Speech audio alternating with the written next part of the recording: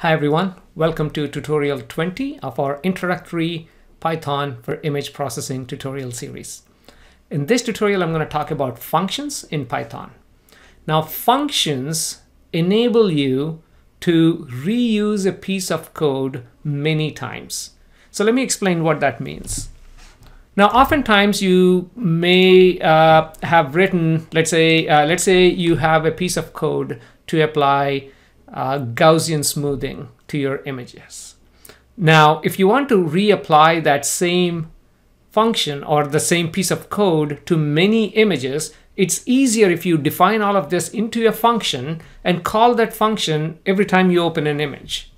So let's start by defining just a simple function. And the way you define a function is by typing def.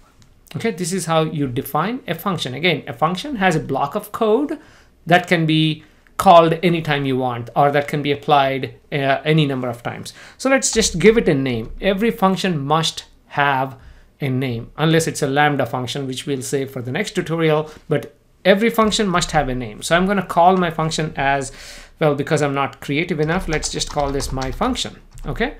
And for now, I'm not going to provide any arguments in this function, meaning I'm not going to say, if it takes anything as input. Again, we'll talk about that in a second. So my function.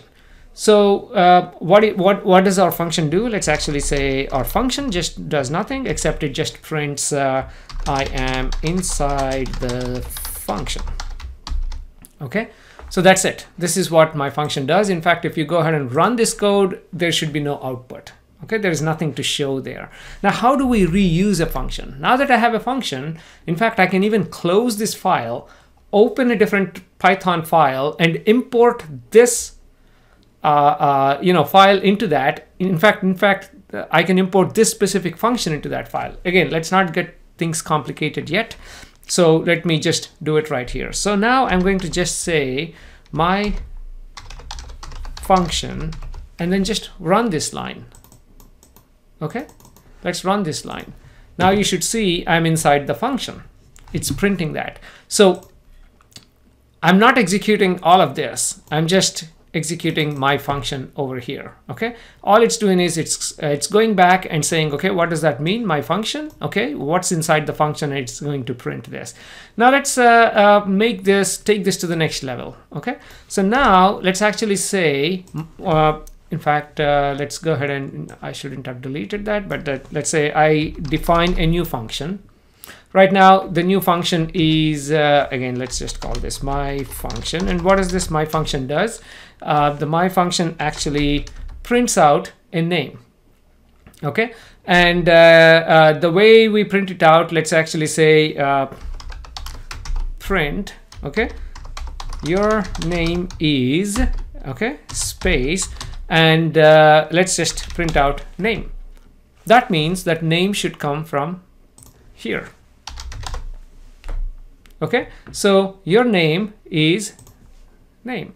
So if I run this again, it's just a function, and I didn't call it. So now let's go ahead and print my function. So I'm executing my function. It should not run right now, or it should actually provide throw an error saying missing one required positional argument. What that means is when I run this function, I need to provide this one argument that should be there. So if I put in here, let's go ahead and put my name, and now if I run this, it should say your name is Srini. Okay. Now you can change this any. Now let's run this function another time. My function, this time John. Okay. Now let's run this function another time. My function. Okay. Let's say Mary. Now I can run all of these. So your name is Srini, John, and Mary, right? So instead of typing 3 print commands, I'm just calling my function, which is nothing but a print statement, and it's actually printing this. Now you can always provide a default name here. So for example, if I remove all of these, in fact, if I remove these, and not provide any input, we saw that it's actually giving an error, right? So my function requires one positional argument. If I say my name is equal to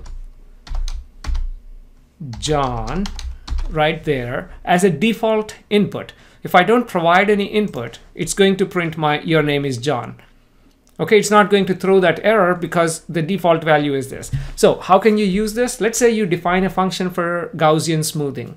You can put your sigma equals to 3 as your default.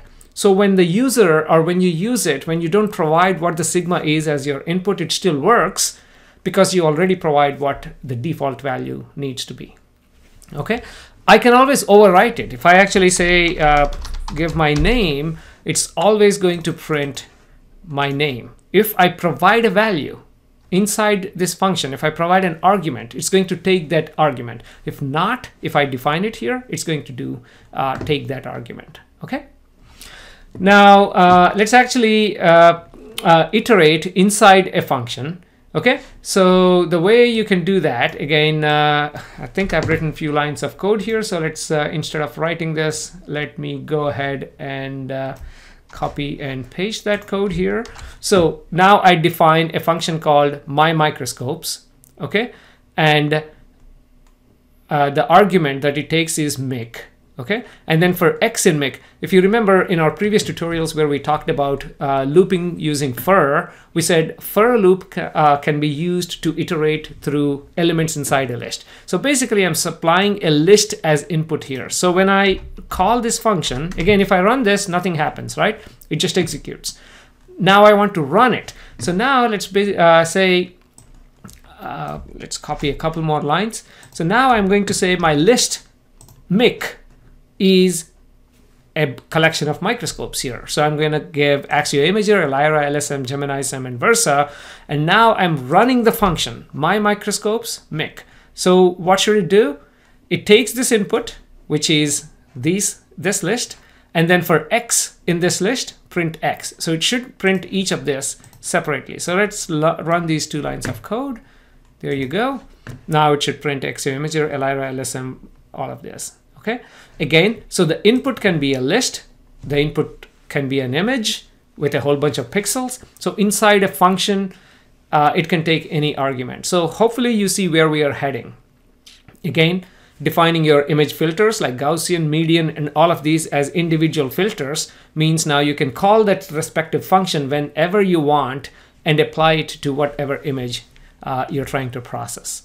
So that's the strength of functions. Now let's return, let's say, so far we are not returning anything. You're actually calling the function and you're printing it out, right? So it's actually functions, one of the strengths is it returns something. It returns a value. You need it to return a Gaussian smoothed image, right? You're not just printing a statement. You need some values to be returned. So the way you do that is by defining a function and adding returns. So for example, let me copy and paste a few more lines here. So I'm defining a function called add numbers, which takes 2 inputs, a and b, and all it does is it returns a plus b.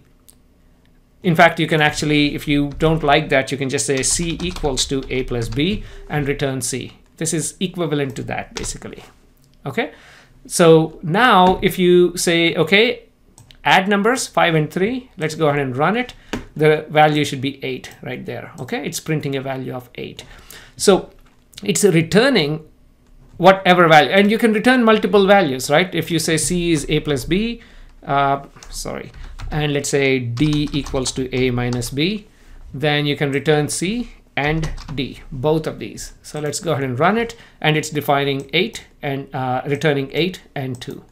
Okay, so you can actually perform multiple operations, and you can within a function, and you can return these multiple values as part of the function. So it's up to your creativity in terms of how you would like to use these functions.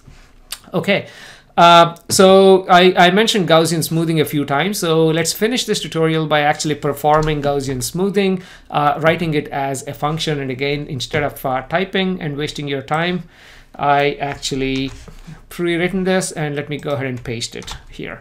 Okay, few lines of code. you should be familiar with most of this. So from scikit image, I'm going to import IO. I've already done this a few times in the past, but I'm going to record a separate video on how to import images later on, but I'm using IO. And Gaussian image is part of a filters package in scikit image, so I'm going to import that. And also to plot it, I'm going to use matplotlib just to see it on the screen. Okay, now this is our function here. Okay, our function, I'm going to call it Gaussian of image. Okay, that's the name I gave to the function. What input parameters does it take? It takes in an image, and it also takes in an input of sigma. And I defaulted that to 1 sigma in case the user doesn't provide sigma value. So the meat of the function is my Gaussian image is equal to filters.Gaussian. Within the filters package, there is a function for Gaussian that's already built in. And I'm applying that onto my image with a value of sigma. Okay, in this example, sigma is 1 if I don't provide anything. And what does it return? Gaussian image. Please try to understand these 3 lines of code.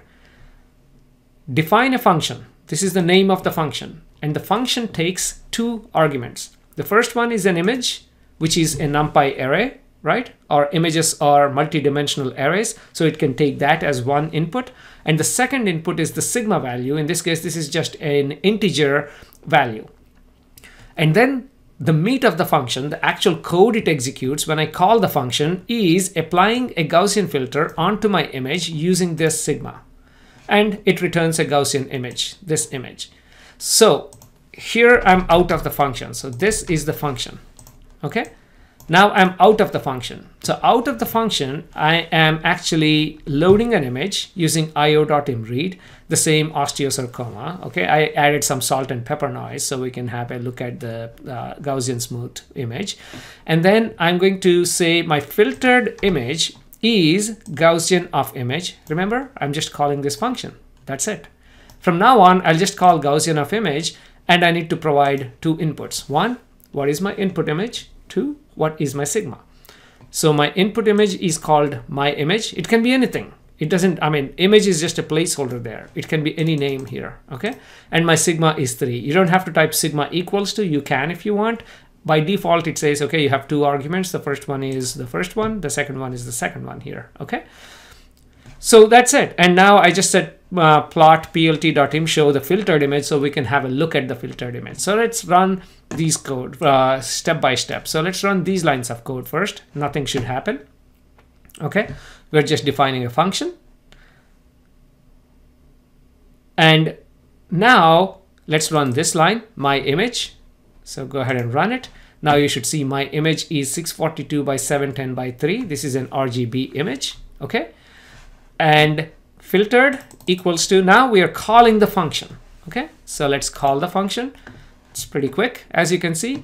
Now filtered image is a floating point image, obviously the same dimension as my input image. And let's go ahead and show that filtered image so you can see how it looks like on the screen. Obviously a Gaussian smoothed image. If you want, you can look at my image to compare. Also my underscore image. Let's go ahead and plot this so you can see, compare both of them at the same time. Well, let's ignore the color map for now. I almost started to explain why the image looked this way, but let's save it for the next time. But just look at this output image. This is the Gaussian smoothed image. So in this tutorial, you learned about what functions are, how to define these functions, and more importantly, why functions are actually useful from an image processing context. They are useful because you can define a whole bunch of reusable stuff and then you can apply it onto your images whenever you want. So if you want to create a file called, let's say, image processing operations.py, and then have everything, Gaussian, Hessian, median, everything in there, you can always call them. But luckily, someone else already did that. And that someone else is scikit-image and OpenCV. They already have Python files with a whole bunch of functions. So when you say filters.Gaussian, it's exactly doing that. Within that filters file, look at the Gaussian function and apply it onto our image. So I hope this makes sense. And again, as we use more and more functions, things get a bit more clarified. So again, please do not forget to practice this on your own time, because that's the only way to get better at understanding what functions are. So thank you very much, and in the next tutorial, let's continue the learning.